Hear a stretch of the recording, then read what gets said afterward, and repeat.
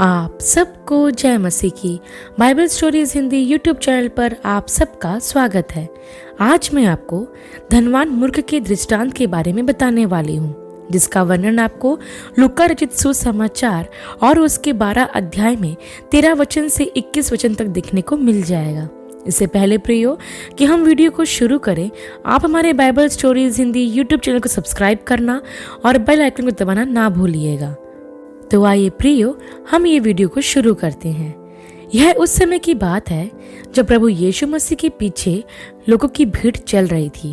तब उस भीड़ में से एक मनुष्य ने प्रभु यीशु मसीह के पास आकर कहा कि हे गुरु, मेरे भाई से कह दे कि पिता की संपत्ति मेरे साथ बांट ले। तब प्रभु यीशु मसीह ने उससे कहा कि हे मनुष्य, किसने मुझे तुम्हारा न्याय करने वाला तथा बंटवारा करने वाला ठहराया है?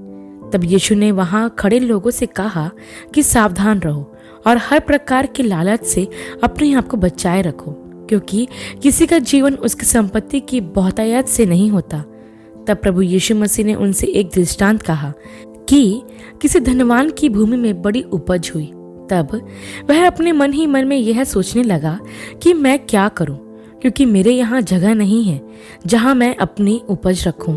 और उसने कहा कि मैं एक काम कर सकता हूँ, वह यह है कि मैं अपनी बखारियां तोड़कर बड़ी बखारियां बनाऊंगा और वहां अपना सब अन्न और संपत्ति रखूंगा और अपने प्राण से कहूंगा कि प्राण, तेरे पास बहुत वर्षों के लिए बहुत संपत्ति रखी है, चैन से खा पी और सुखी रहे।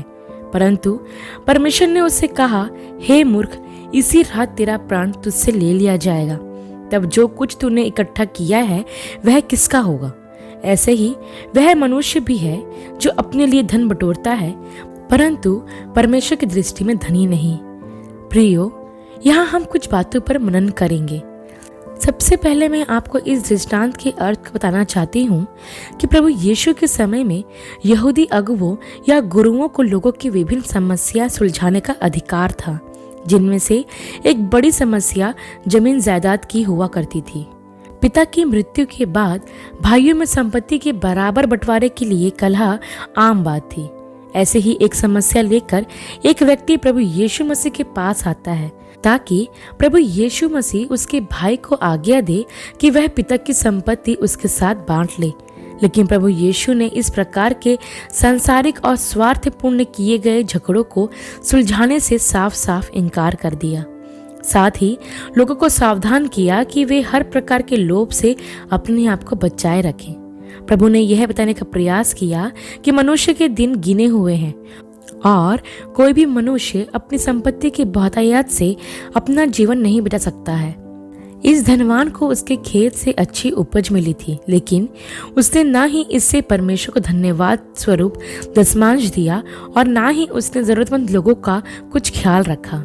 उसने पूरा ध्यान स्वयं पर ही केंद्रित रखा और अपनी संपूर्ण उपज को पुराने गोदामों को तोड़वाकर नए गोदामों में रखने की योजना बनाई। और साथ ही उसने यह भी योजना बनाई कि अब वह जीवन भर कोई काम नहीं करेगा, क्योंकि अब उसके पास पर्याप्त धन है जिससे वह आराम से खाएगा, पिएगा और सुख से रहेगा। जब वह अपने ही स्वार्थ और भविष्य के विषय में सोचते हुए स्वयं केंद्रित हो गया था और धन को ही अपना सब कुछ समझने लगा, तब परमेश्वर ने उससे कहा कि हे मूर्ख, आज रात ही तेरा प्राण तुझसे ले लिया जाएगा। तब जो कुछ तूने इकट्ठा किया है वह किसका होगा? प्रियो, अब मैं आपको बताना चाहती हूँ कि प्रभु यीशु मसीह इस दृष्टांत के माध्यम से हमें क्या सिखाना चाहते हैं। तो मैं आपको बता दूं प्रियो कि प्रभु यीशु मसीह का इस दृष्टांत को कहने का अर्थ यह नहीं था कि लोग अपनी वृद्धावस्था के लिए धन एकत्रित ना करें। प्रभु धन की निंदा भी नहीं कर रहे थे, परंतु जो लोग आत्म केंद्रित होकर धन को केवल स्वयं के स्वार्थों की पूर्ति के लिए उपयोग करते तथा जो लोग धन को परमेश्वर से अधिक प्रिय जानते हैं और इस संसार के जीवन में खोकर मृत्यु के बाद वाले जीवन के लिए लापरवाही करते हैं, वह ऐसे लोगों को सावधान करना चाहता था। इस दृष्टांत के अनुसार एक धनवान व्यक्ति की यहाँ बहुत अच्छी फसल हुई, लेकिन उस धनवान व्यक्ति ने धन की बहुतायत के नशे में खोकर परमेश्वर के उपकारों के लिए उसको धन्यवाद भी नहीं दिया। परमेश्वर की उपस्थिति और उसका कार्य उस धनवान को कहीं दिखाई नहीं दिया। वह यह भूल गया कि अगर परमेश्वर समय पर मेंह न बरसाते और उसकी फसल को जरूरी पोषण नहीं मिलता तो उसकी उतनी फसल कभी नहीं होती। वह अपनी भूमि की उपज को देखकर उस उपज के देने वाले को ही भूल गया। प्रियो, कुछ इसी तरह हमारे साथ भी होता है। जब हमारे पास सब कुछ बहुतायत से होता है तो हम स्वार्थी हो जाते हैं और हमारा जीवन स्वयं केंद्रित हो जाता है। यह हमेशा ध्यान रखिए प्रियो कि प्रभु ने धन को कभी भी बुरा नहीं कहा, परंतु प्रभु ने हर बार धन के लोभ की निंदा की है, क्योंकि अक्सर यह देखा गया है कि धन की बहुतायत के कारण लोगों का विश्वास परमेश्वर से हटकर धन पर होने लगता है। इसलिए पौलुस भी तीमुथियुस की पहली पत्री के 6 अध्याय में यह कहते हैं कि इस संसार के धनवान को आज्ञा दे कि वे अभिमानी ना हो और चंचल धन पर आशा ना रखें, परंतु परमेश्वर पर जो हमारे सुख के लिए सब कुछ बहुतायत से देता है। प्रियो, पौलुस यहाँ यह सिखाने का प्रयास करते हैं कि धनवान कभी भी अपने धन के ऊपर घमंड ना करें, क्योंकि जो कुछ उनके पास है वह सब कुछ परमेश्वर के द्वारा दिया गया है। पौलुस यह भी बताते हैं कि हमें धन से कभी भी उम्मीद नहीं करना चाहिए, क्योंकि वह धन अपने आप में कुछ नहीं है। वह हमें प्रोत्साहित करते हैं कि हमारा पूरा भरोसा सिर्फ और सिर्फ परमेश्वर पर होना चाहिए, जो हमारे सुख के लिए हमें सब कुछ बहुतायत से देता है। इस दृष्टांत में धनवान मूर्ख ने यही गलती की थी। उसने परमेश्वर पर विश्वास करने के बदले धन पर विश्वास किया। वह जीवन के लिए परमेश्वर पर निर्भर होने के बदले पूर्ण रूप से धन पर निर्भर था। वह धनवान कुलिस्सियों की पत्री के 3 अध्याय के 5 वचन के अनुसार धन के लोभ में पड़कर मूर्ति पूजा करने जैसा पाप कर रहा था। वह इस गलतफहमी में था कि उसके जीवन का सुख और चैन सब कुछ धन की बहुतायत के कारण है और सब कुछ उसके नियंत्रण में है। वह जीवन के इस सत्य को नहीं समझ पाया कि मनुष्य का जीवन इस पृथ्वी पर एक यात्री, परदेशी और मुसाफिर के समान है, जो बहुत थोड़े समय का है। निर्बुद्धि के समान उसने इस बात पर कभी विचार ही नहीं किया कि न हम जगत में कुछ लाए हैं और ना ही कुछ ले जा सकते हैं। मनुष्य खाली हाथ इस संसार में आया है और खाली हाथ ही चला जाएगा। प्रियो, यह बात मायने नहीं रखती कि हमने पृथ्वी पर कितना धन एकत्रित किया है, क्योंकि ऐसे मनुष्य परमेश्वर की दृष्टि में धनी नहीं होते, परंतु मायने यह रखता है कि हमने स्वर्ग में कितना धन एकत्रित किया है। अब आप सोच रहे होंगे कि हम स्वर्ग में धन कैसे एकत्र करें, तो मैं आपको बता दूं कि उसका सर्वश्रेष्ठ उपाय है अपने पड़ोसी से अपने समान प्रेम रखना, अर्थात कोई भी ऐसे जरूरतमंद व्यक्ति की सहायता करना जिसको हमारी आवश्यकता है। प्रियो, हम यह भी ध्यान रखें कि प्रभु ने उस धनवान को मूर्ख क्यों कहा। यदि आप सांसारिक दृष्टिकोण से देखेंगे तो आपको लगेगा कि इस धनवान ने मूर्खतापूर्ण तो कोई काम नहीं किया, बस उसने अपने पुराने खत्ते तुड़वा कर नए बनवाए।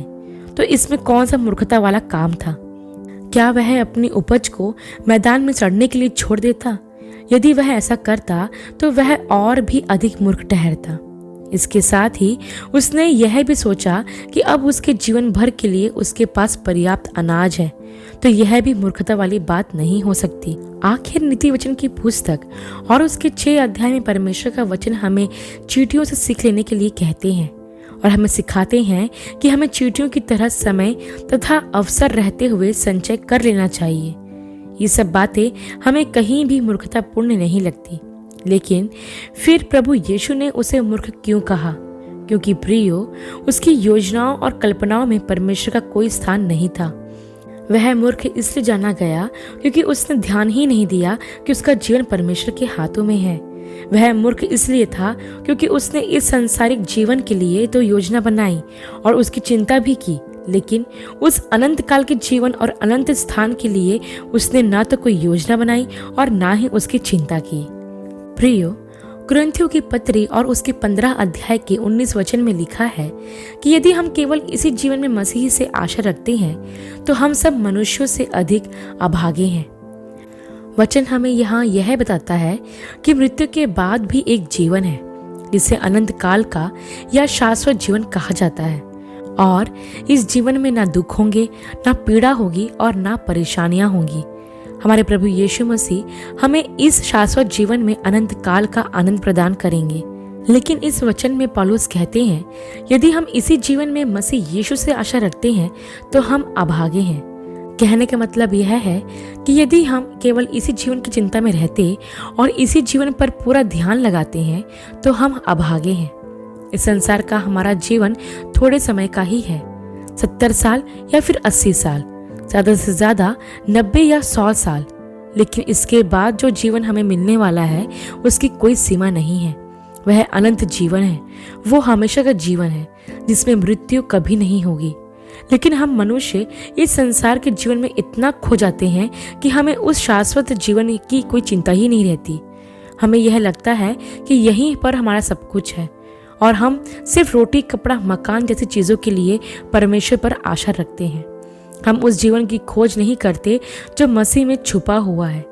और प्रेरित पौलुस कुलुस्सियों के पत्र के 3 अध्याय के 3 वचन में यह कहते हैं कि तुम्हारा जीवन मसीह के साथ परमेश्वर में छिपा हुआ है।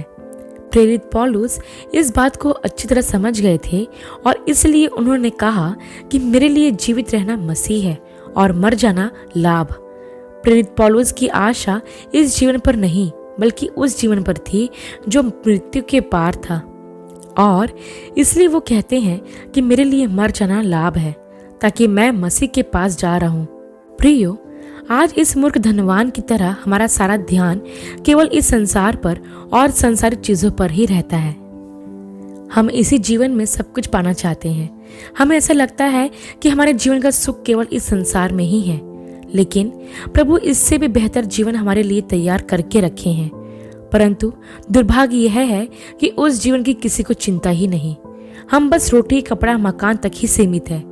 हमने केवल इस संसार की भौतिक वस्तुओं के लिए ही मसीह यीशु से आशा की। लेकिन क्या कभी हमने प्रभु के ऊपर उस जीवन के लिए आशा लगाई है या प्रार्थना की है जो इस जीवन से ज्यादा बेहतर है?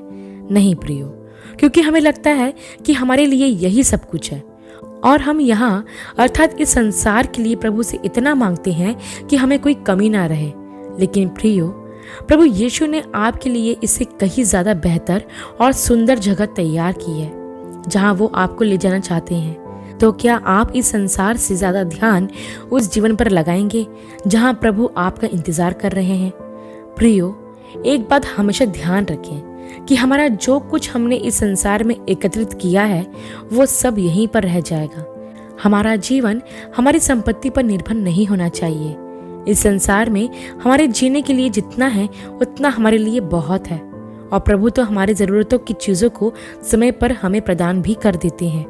तो फिर हम इस संसार में अपना मन क्यों लगाएं जबकि हमारा जीवन यहाँ थोड़े ही समय का है?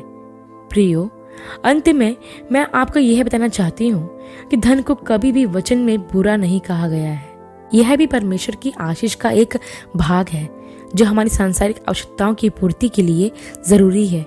लेकिन धन का लालच करना और उसे अपने जीवन में परमेश्वर का स्थान देना तथा उसका उपयोग केवल अपने स्वार्थ के लिए करना परमेश्वर के वचन की अवहेलना है। प्रियो, इस धनवान व्यक्ति की तरह कई लोग धन को ही अपना समझ लेते हैं। लेकिन ध्यान रखें प्रियो कि हमारे पास चाहे कितनी संपत्ति या धन क्यों ना हो, वह एक दिन मिट्टी में ही मिल जाएगा और किसी काम में ना आएगा। इसलिए हमें इस संसार में नहीं, स्वर्ग में अपना धन एकत्रित करना है, जहाँ ना कीड़ा और ना काई उसे बिगाड़ते हैं और ना ही वहाँ चोर सेंध लगाते हैं। हमारा जो धन हम वहाँ इकट्ठा करेंगे वह प्रभु के हाथों में सुरक्षित रहेगा। आशा करती हूँ प्रियो कि धनवान मूर्ख के इस दृष्टांत के द्वारा आपको आशीष मिली होगी। अगली वीडियो में एक नए विषय के साथ आप सबसे फिर मुलाकात होगी। तब तक के लिए आप सबको जय मसीह की।